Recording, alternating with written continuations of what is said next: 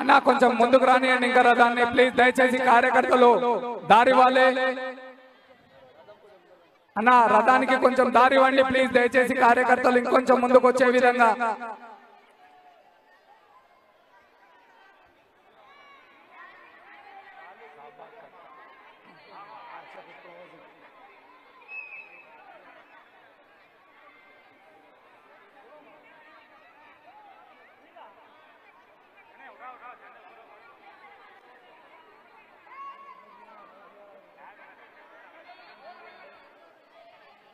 Hello hello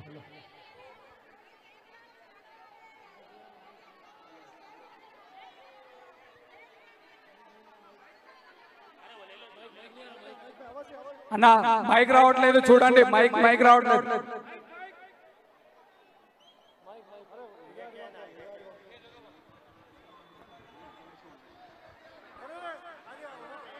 hello hello ये दे दो hello inspector గారు మైక్ కట్ చేస్తే ఎట్లా మీరు మైక్ కూడా పర్మిషన్ తీసుకున్నాను అంత టూ మచ్ చేస్తే ఎట్లా జై తెలంగాణ జై రమణ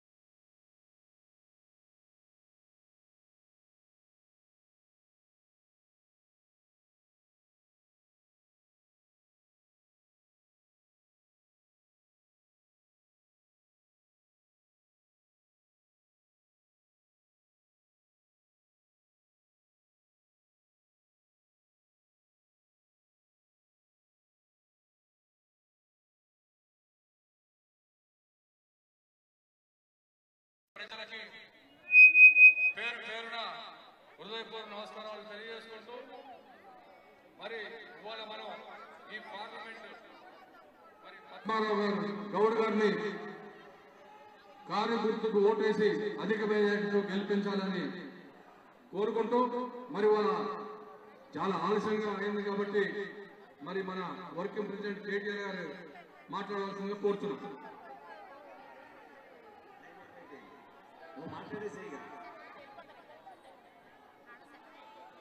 అందరికీ నమస్కారం. రాబోయే పార్లమెంట్ ఎన్నికల్లో ఎక్కడ పోయినా కానీ టీఆర్ఎస్ పార్టీకి బ్రహ్మరథం పడుతూ ఉన్నాం. మీ ఆనందం ఇవన్నీ చూస్తే ఆల్రెడీ ఎన్నికల్లో విజయం సాధించినంత సంతోషం కలుగుతూ ఉంది. ఈ టెంపోను రాబోయే 10 రోజులు ఏమాత్రం తగ్గకుండా పెంచే ప్రయత్నం చేసేది కానీ తక్కువ చేసే ప్రయత్నం చేయకుండా మెయింటైన్ చేయాలి. గ్యారంటీగా 1,00,000 పైన ఓట్లతో గెలుస్తా ఉన్నాం మనం. మీ అందరి ఆశీర్వాద బలం, ఇక్కడ ప్రధానిగా బలం అంతా సికింద్రాబాద్ పార్లమెంటరీ కాన్స్టిట్యూన్సీ ఉన్న ప్రజలందరూ కూడా సంపూర్ణమైన మద్దతు తెలుపుతా ఉన్నారు. గ్యారంటీగా ఓ చరిత్ర లిఖించే పోతాం మనం సికింద్రాబాద్ పార్లమెంట్ కలిసి. చెప్పని తగ్గకుండా ఇది ఖచ్చితంగా మెయింటైన్ చేయండి. ముఖ్యంగా మహిళా సోదరులు మీరంతా కూడా ఎక్కడ పోయినా కానీ జెంట్స్ కంటే ఎక్కువ మీ సహకారమే బాగుందామా. ఈ ఎన్నికలలో కూడా టీఆర్ఎస్ పార్టీకి సపోర్ట్ చేస్తారని ఆశిస్తూ మన వర్కింగ్ ప్రెసిడెంట్ రామారావు గారు మాట్లాడవలసిందిగా కోరుతా ఉన్నాను. జై తెలంగాణ, జై తెలంగాణ. అన్ని పిడికిలు ఎత్తేవరకు నేను పోయి ఇక్కడి నుంచి మీ ఇష్టం. జై తెలంగాణ, జై తెలంగాణ. కారు గుర్తుకే, కారు గుర్తుకే, పద్మారావు గారి కారు గుర్తుకే. సరే, నేను వచ్చిన పని అయిపోయింది, బయలుదేరుతాం. మీకు గౌరవనీయులు పెద్దలు, జూబ్లీ హిల్స్ శాసనసభ్యులు, హైదరాబాద్ బీఆర్ఎస్ పార్టీ అధ్యక్షులు సోదరులు మాగంటి గోపీనాథ్ గారికి, గౌరవనీయులు పెద్దలు, మీ అందరి ఆశీస్సులతో, మీ అందరి ప్రేమతో, మీ అందరి ఓటుతో కాబోయే సికింద్రాబాద్ పార్లమెంట్ సభ్యులు గౌరవనీయులు అన్న పద్మారావు గారికి, జూబ్లీ హిల్స్ మాజీ శాసనసభ్యుడు తమ్ముడు, మీ అందరికీ సుపరిచితుడు విష్ణువర్ధన్ రెడ్డి గారికి, స్థానిక కార్పొరేటర్లు సోదరి దేదీప్య గారు, రాజ్ కుమార్ పటేల్ గారు, మా సోహేల్ భాయ్ గారు, వేదిక పైన ఉన్న పెద్దలందరికీ, వేదిక ముందున్న మా ఆడబిడ్డలకు, అన్నాదమ్ములకు ఆలస్యంగా వచ్చినందుకు ముందుగా మన్నించాలని కోరుతూ మీ ప్రేమకు, మీ అభిమానానికి హృదయపూర్వకంగా తల వంచి నమస్కారాలు, ధన్యవాదాలు కూడా నేను తెలియజేస్తా ఉన్నా. జై తెలంగాణ. సరిగ్గా 4.5 నెలల కిందట ఇక్కడనే ఒక ప్రచార సభ పెట్టుకున్నాం. గోపీనాథ్ గారిని గెలిపించండి, మీరు గోపిని గెలిపించినట్టయితే రాష్ట్రంలో మన ప్రభుత్వం వచ్చినట్టయితే తప్పకుండా మరింత అద్భుతంగా హైదరాబాద్ నగరాన్ని, ఈ రాష్ట్రాన్ని తీర్చిదిద్దుకుందాం, పేదలను కడుపులో పెట్టుకొని చూసుకుంటాం, బ్రహ్మాండంగా 10 ఏళ్లు కేసీఆర్ గారికి మీరు ఏదైతే అవకాశం ఇచ్చినారో అంతకంటే ఇంకా బాగా రాబోయే 5 ఏళ్లు చేస్తామని చెప్పి నేను ఇక్కడికే వచ్చిన శ్రీరామ్ నగర్కి వచ్చి అన్నాడు ఓటు అడిగితే మీరు గోపీనాథ్ గారికి మరి బ్రహ్మాండమైన మెజారిటీ ఇచ్చి గెలిపించినందుకు ముందుగా మీ అందరికీ కూడా పేరు పేరున ధన్యవాదాలు తెలియజేసుకుంటా ఉన్నాం. హైదరాబాద్ లో మొత్తం జిహెచ్ఎంసీ పరిధిలో 24 సీట్లుంటే 24 సీట్లలో ఒక్క సీటు కూడా కాంగ్రెస్ పార్టీకి ఇవ్వకుండా 16 సీట్లు ఈ గులాబీ జెండాకి ఇచ్చినందుకు హైదరాబాద్ ప్రజలకు నేను శతదా సర్వదా మీకు పాదాభివందనం చేస్తూ మీకు రుణపడి ఉంటామని చెప్పి కూడా ఈ సందర్భంగా తెలియజేస్తా ఉన్నా. సరే, మీరు నమ్మలేదు, కాంగ్రెస్ దొంగ మాటలు నమ్మలేదు, బీజేపీ వాళ్ళ మాటలు కూడా నమ్మలేదు. నమ్మకుండా కేసీఆర్ గారి నాయకత్వం అయితేనే తెలంగాణకి న్యాయం జరుగుతుంది, హైదరాబాద్ విశ్వనగరం కావాలి అంటే 10 ఏళ్లలో కేసీఆర్ గారి నాయకత్వంలో ఎట్లా అయితే ముందుకు పోయినామో అట్లాగే ముందుకు పోవాలని మీరు ఆలోచన చేసినారు. కానీ జిల్లాలలో పాపం మోసపోయినారు కాంగ్రెస్ చేతిలో ప్రజలు. అరి చేతిలో వైకుంఠం చూపెట్టింది కాంగ్రెస్ పార్టీ. నోటికొచ్చిన హామీలు, అలవి గాని హామీలు, నోటికొచ్చిన హామీలు ఇష్టం ఉన్నట్టు చెప్పినారు. 2014లో ఒక పెద్ద మనిషి బడేబారి నరేంద్ర మోడీ 2014లో బడా మోసం చేసినాడు. ఆనాడు ఏం చెప్పినాడు ఆయన? ఆప్ సభీ లోగోं को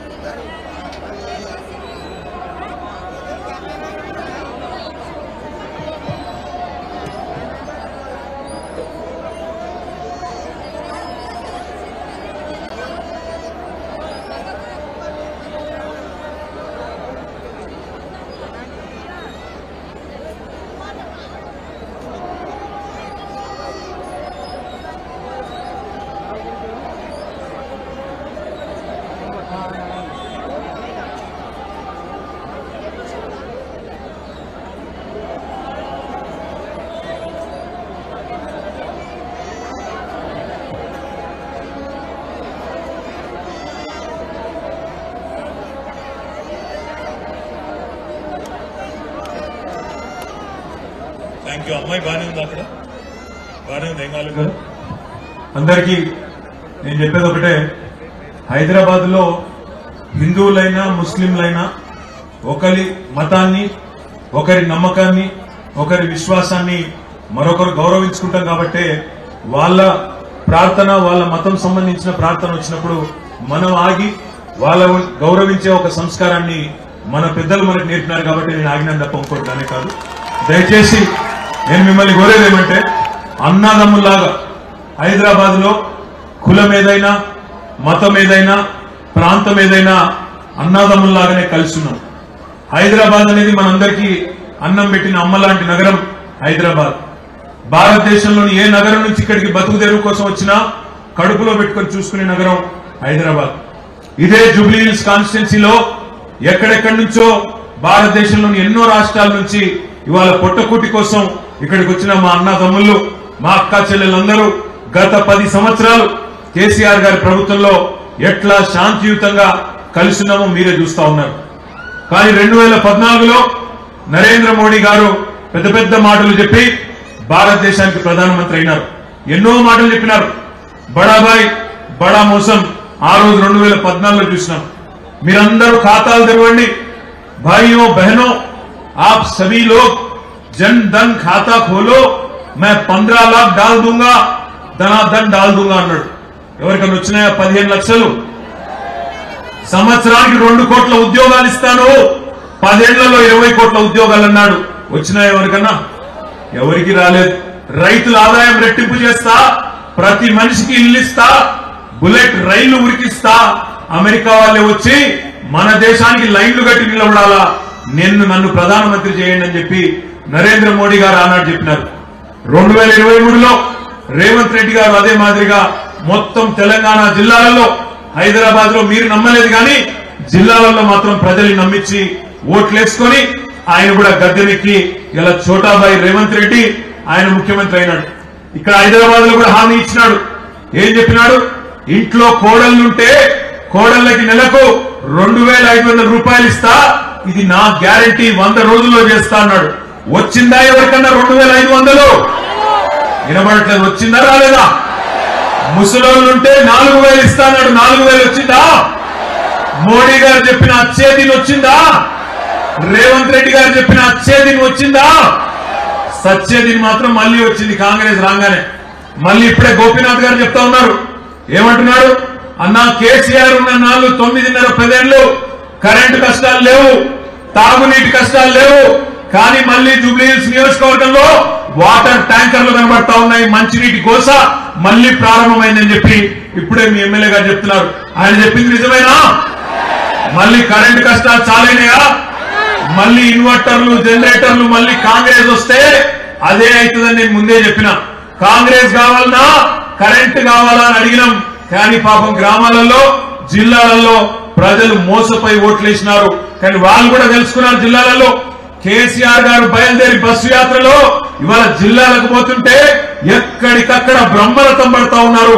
ఈ పార్లమెంట్ ఎన్నికల్లో నేను మీ అందరికీ ఇచ్చే మాట ఒకటే, మొన్న కేసీఆర్ గారి ప్రభుత్వం పోయింది అనే బాధ హైదరాబాద్ లోని ప్రతి ఒక్కరికి, గులాబీ జెండాకు ఓటేసిన ప్రతి ఒక్కరికి అయ్యో ఎంత పని జరిగింది అనే బాధ ఉన్నదా లేదా?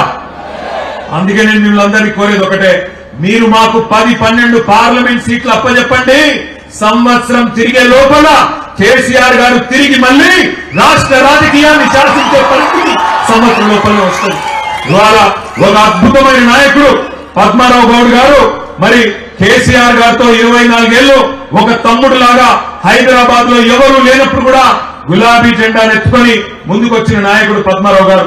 ఇవాళ అట్లాంటి పద్మారావు గౌడ్ గారిని గౌరవనీయులు పెద్దలు కేసీఆర్ గారు సికింద్రాబాద్ పార్లమెంట్ అభ్యర్థిగా మీ దగ్గరికి పంపినారు. నేను మీతో ప్రార్థించేది ఒకటే, పద్మారావు గారికి కులము, మతము, ప్రాంతము పట్టింపులు లేవు. హిందువులైనా ముస్లింలైనా ఎవరైనా నా వాళ్ళే అనుకుంటాడు. కేసీఆర్ గారికి ఇచ్చిన గీత దాటకుండా ఎన్నటికైనా కింద పడ్డా మీద పడ్డా, ఎన్ని ఎత్తు పల్లాలు వచ్చినా, ఎన్ని ఎదురు దెబ్బలు కలిగినా కేసీఆర్ వెంబటే నడిచిన నాయకుడు పద్మారావు గారు ఇక్కడ ఉన్నారు. అదేవిధంగా అవతల కాంగ్రెస్ లో నిన్నగాక మొన్న ఖైరతాబాద్ లో ఈ గులాబీ కండువా కప్పుకొని గెలిచిన ఆయన ఇలా కాంగ్రెస్ అభ్యర్థిగా సిగ్గు లేకుండా గెలిచిన ఎమ్మెల్యే పదవికి ఖైరతాబాద్ ప్రజల తీర్పు కూడా అపహాస్యం చేస్తూ ఇలా కాంగ్రెస్ అభ్యర్థిగా మీ ముందుకు వస్తా ఉన్నాడు. నేను ఒక్కటే అడుగుతా ఉన్నా మిత్రులారా, నేను ఒక్కటే అడుగుతా ఉన్నా సోదరులారా, సోదరిమణులారా, మొన్ననేమో గులాబీ కండువా కప్పుకొని గెలిచిండు, ఇలా కాంగ్రెస్ కండువా కప్పుకొని వచ్చిండు. రేపు మళ్ళీ దబ్బన మీరు ఓటేస్తే, పొరపాటున మీరు కాంగ్రెస్ ఓటేస్తే ఆ పెద్ద మనిషి మళ్ళీ రేపు పోయి बीजेपी లో చేరడనే గ్యారెంటీ ఎవడని ఇస్తాడా? कोई गारंटी है क्या? नागेंद्र जो अभी 3 महीने पहले ये गुलाबी कंडवा पहन के जीतने वाले नागेंद्र, खैरताबाद से एमएलए बनने वाले नागेंद्र, अगर आज कांग्रेस कंडवा पहन के आ गए, अगर कल गलती से उसको वोट दे दिए, वो कांग्रेस में रहेगा या रेवंत रेड्डी साहब के साथ वो भी बीजेपी में डुबकी मारेगा? क्या गारंटी है? याद करो। एक बात कहना चाहता हूं हमारे भाइयों से, बहनों से, बहुत सारे बातें कहेंगे। रेवंत रेड्डी साहब ने कई सारे चीज कहा, उन्होंने 2500 रुपया दे दूंगा हर महिला को, 4000 दे दूंगा हर इंसान को जो वजीफा ले रहा है, ऐसे काफी सारे चीज उन्होंने कहा। आज जीत गए, चीफ मिनिस्टर बन गए। मैं पूछना चाहता हूं भाइयों, इन राहुल गांधी బాటలు నడుస్తున్నాడా లేదా మోడీ గారి బాటలు నడుస్తున్నాడా రేవంత్ రెడ్డి? ఒక్కసారి జాగ్రత్తగా ఆలోచన చేయండి. పాపం రాహుల్ గాంధీ ఏమంటాడు ఢిల్లీలో, चौकीदार चोर है अंटाడు. चौकीदार बोल तो कौन है? चौकीदार कौन है भाई? सुनाई नहीं दे रहा। चौकीदार कौन? चौकीदार चोर है अंटाడు राहुल गांधी। మరి రేవంత్ రెడ్డి ఏమంటాడు? नहीं नहीं नहीं नहीं नहीं, चौकीदार चोर नहीं है, चौकीदार हमारे बड़े भाई है। चौकीदार అంటే ఆయన పెద్దన్నట. పాపం రాహుల్ గాంధీ అంటాడు అదానీ ఫ్రాడ్ है, अदानी चोर है अंटाడు. रेवंत रेड्डी ఏమంటాడు? नहीं नहीं नहीं, अदानी फ्रॉड नहीं है, अदानी हमारे फ्रेंड है, अदानी हमारे दोस्त है। राहुल गांधी बोलते गुजरात मॉडल बेकार है, रेवंत रेड्डी बोलते नहीं नहीं, गुजरात मॉडल शानदार है। राहुल गांधी बोलते लिकर स्कैम नहीं, कुछ नहीं, अरविंद केजरीवाल को अरेस्ट करना गलत। रेवंत रेड्डी बोलते लिकर स्कैम हुआ, केसीआर की बेटी को जो मोदी ने गिरफ्तार किया वो सही किया। इसीलिए मैं पूछना चाहता हूं आपसे, ये आदमी किसके नक्शे कदमों पे चल रहा? ये दानम नागेंद्र, रेवंत रेड्डी कल कांग्रेस में टिकने वाले लीडर नहीं है। कल जाके इलेक्शन के बाद सीधा सीधा एक कतार में खड़े होकर बीजेपी में शामिल होने वाले दो लीडर अगर कोई है तो है रेवंत रेड्डी और दानम नागेंद्र। మీ అందరితో నేను ప్రార్థించేది ఒకటే, కేసీఆర్ గారు తిరిగి రాష్ట్ర రాజకీయాల్ని శాసించాలి. తిరిగి మన హైదరాబాద్ లో కరెంటు సమస్య ఉండొద్దు, మంచినీళ్ల సమస్య ఉండొద్దు, హైదరాబాద్ కు వచ్చిన పెట్టుబడులు తిరిగి వెనక్కి పోవద్దు అనుకుంటే, మళ్ళీ కేసీఆర్ గారి పార్టీ బలంగా ఉండాలి అనుకుంటే, దయచేసి హైదరాబాద్ లో ఉండే ప్రతి అన్న, ప్రతి అక్క, ప్రతి చెల్లె మీ అందరినీ కోరేది ఒకటే, మీరు గత 4 ఎన్నికల్లో మాకు వరుసగా ఓట్లు వేసినారు. ఈ ఎన్నికల్లో కూడా నేను మిమ్మల్ని కోరేది, దయచేసి కారు గుర్తు మీద ఓటు వేసి పద్మారావు గారిని గెలిపియండి. 10-12 సీట్లు మీరు మాకు అప్పచెప్తే సంవత్సరం తిరిగే లోపల కేసీఆర్ గారు తిరిగి మళ్ళీ రాష్ట్ర రాజకీయాల్లో అగ్రభాగానే ఉంటారు. మీ అందరికీ సేవలు అందించే స్థాయిలో కేసీఆర్ గారు ఉంటారనే మాట నేను విజ్ఞప్తి చేస్తా ఉన్నాను. 5 ఏళ్ల కిందట సికింద్రాబాద్ ఎంపీగా ఇక్కడ ఒక పెద్ద మనిషిని గెలిపించినారు, కిషన్ రెడ్డి గారిని. ఏం చేసిండు 5 ఏళ్ల కిషన్ రెడ్డి గారు? ఒక్క నయా పైసా పని హైదరాబాద్ కు చేసిండా? కరోనా కష్టం వచ్చినప్పుడు ఏం చేసిండు కిషన్ రెడ్డి? కురుకురే ప్యాకెట్లు వంచిండు. ఆయన చేసిన అతిపెద్ద పని ఏంటంటే మొత్తం 5 ఏళ్ల కిషన్ రెడ్డి గారు కురుకురే ప్యాకెట్లు వంచుడు తప్ప చేసింది ఏమీ లేదు. 5 ఏళ్లలో కనీసం హైదరాబాద్ కు వరదలు వస్తే రూపాయి సహాయం చేయలేదు. హైదరాబాద్ లో మెట్రో కడుతున్నామంటే రూపాయి సహాయం చేయలేదు. అక్కడికి రాని చుట్టం మనకు బీజేపీ, అక్కడికి రాని చుట్టం ఇలా ఈ కేంద్ర మంత్రి కిషన్ రెడ్డి గారు. అందుకే నేను మిమ్మల్ని ప్రార్థించేది, ఇట్లాంటి అక్కడికి రాని మనుషులు పదవుల్లో ఉన్నా నయా పైసా పనికిరాని మనుషులని ఓడించండి. సికింద్రాబాద్ పార్లమెంట్ లో కేసీఆర్ గారు పంపిన పద్మారావు గారిని గెలిపించండి. 10-12 సీట్లు మీరు మా చేతుల్లో పెడితే తప్పకుండా నేను మిమ్మల్ని కోరేది ఒకటే, ఎట్లా అయితే హైదరాబాద్ ను 10 ఏళ్ల పాటు పెట్టుబడులకు స్వర్గధామంగా, పేదలకు ఒక కల్పతరువులాగా కాపాడుకున్నామో భవిష్యత్తులో కూడా కాపాడుకుందాం. రేవంత్ రెడ్డి ప్రభుత్వం వచ్చిన తర్వాత కరెంటు కష్టాలు ప్రారంభమైనాయి, మంచినీళ్ల కష్టాలు ప్రారంభమైనాయి, వచ్చిన పెట్టుబడులు తిరిగి వెంటకు పోతా ఉన్నాయి. ఒక కంపెనీ మొన్ననే గుజరాత్ కి పోయింది, కష్టపడి మనం తెచ్చిన కంపెనీ కేన్స్ అనే కంపెనీ గుజరాత్ కు పోయింది. మరో కంపెనీ కార్నింగ్ అనే కంపెనీ ఇవాళ మద్రాసుకు తరలిపోయింది. కొత్త పెట్టుబడులు తేవడం కాదు, ఉన్న పెట్టుబడులే తరలిపోతా ఉంటే కూడా ఏమీ చేయలేని దద్దమ్మ ప్రభుత్వం కాంగ్రెస్ ప్రభుత్వం.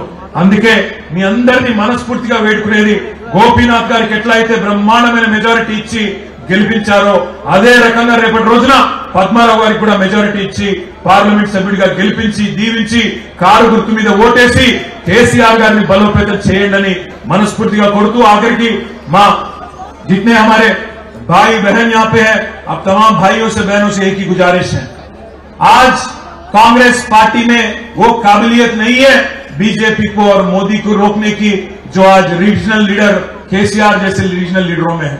आप एक बार गौर करिए, 2014 में तेलंगाना में बीजेपी को रोकने वाला केसीआर है, 2018 में भी जब मोदी का लहर था पूरे हिंदुस्तान में, उसको तेलंगाना में रोकने वाला केसीआर थे।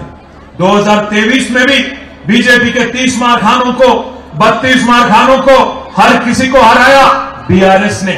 ईटेला राजेंद्र को, बंडी संजय को, धर्मपुरी अरविंद को, रघुनंदन राव को, उनके जितने भी बड़े बड़े लीडर हैं हर किसी को हराया बीआरएस पार्टी ने।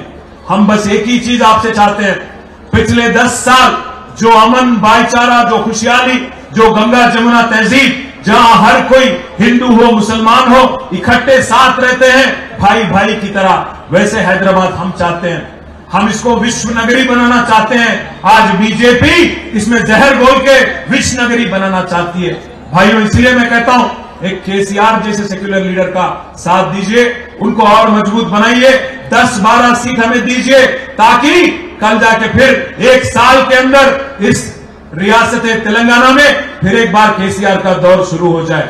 इसलिए मैं आप तमाम भाइयों से बहनों से गुजारिश करता हूं, 13 मई को जो इलेक्शन है, हमारे पद्माराव साहब जो सेक्युलर लीडर हैं, पिछले 24 साल से केसीआर साहब के साथ एक छोटे भाई की तरह उनके नक्शे कदमों पे चल रहे हैं, उनको आपका आशीर्वाद दीजिए, दुआओं में याद करिए और कार के निशान पे वोट देके अच्छी तादाद से పద్మారావు సాబ్ కు जिताइए। ముగించే ముందు మీ అందరినీ ప్రార్థించేది ఒకటే, జనరల్ గా హైదరాబాద్ లో మీరు ఏముంటదంటే, మనకు ఎంత ప్రేమ ఉన్నా ఓట్లకు రారు అనుకుంటాం, కానీ మీ అందరికీ నేను ప్రార్థించేది, మీ అందరినీ కోరేది ఒకటే, మే 13 నాడు దయచేసి ఇది మన మోడల్ బ్యాలెట్, 4వ స్థానంలో మన కారు గుర్తు పద్మారావు గారిది 4వ స్థానంలో ఉన్నది। దయచేసి 13 మే నాడు అందరూ కూడా ఓటింగ్ రండి, పోలింగ్ రండి। కేసీఆర్ మీద ప్రేమ ఉంటే ఈ పార్టీ మళ్ళీ తిరిగి రావాలి, బలంగా ఉండాలి, మీ పేదవాళ్ళందరినీ కాపాడుకోవాలంటే ఈ 4వ స్థానంలో ఉండే పద్మారావు గారి కారు గుర్తు మీద ఓటేసి దయచేసి గెలిపించండి, ఓటింగ్ శాతం పెంచండి। హైదరాబాద్ లో ఎండలున్నాయి, వడదెబ్బలు దాపుతున్నాయి నాకు తెలుసు, అందుకే పొద్దున పూట తిరగకండి, కానీ కొద్దిగా అయితే 9 గంటల లోపల వచ్చి ఓటేయండి, లేదా మరి సాయంత్రం 3 గంటల తర్వాతనైనా వచ్చి, తప్పకుండా 6 గంటల దాకా ఓటింగ్ ఉంది కాబట్టి ఓటింగ్ కు వచ్చి కారు గుర్తు కోటేసి గెలిపించండి అని పేరు పేరున మీ అందరినీ కోరుతూ, మరి తప్పకుండా కారు గుర్తు కోటేసి ఒక్కసారి పిడికిలే పట్టండి, ఒక్కసారి ఇక్కడ ఉన్నోళ్ళు కాదా, అక్క మీరు కాదా కారు గుర్తు, పిడికిలు లేవద్దు। జై తెలంగాణ। చాలా చాలా ధన్యవాదాలు, ఇంత పెద్ద ఎత్తున విచ్చేసినందుకు మీ అందరికీ చాలా చాలా ధన్యవాదాలు। కారు గుర్తుకే థ్యాంక్ యూ। జై Telangana. Thank you Chhotu, thank you. क्या नाम है आपका, क्या नाम है उसका,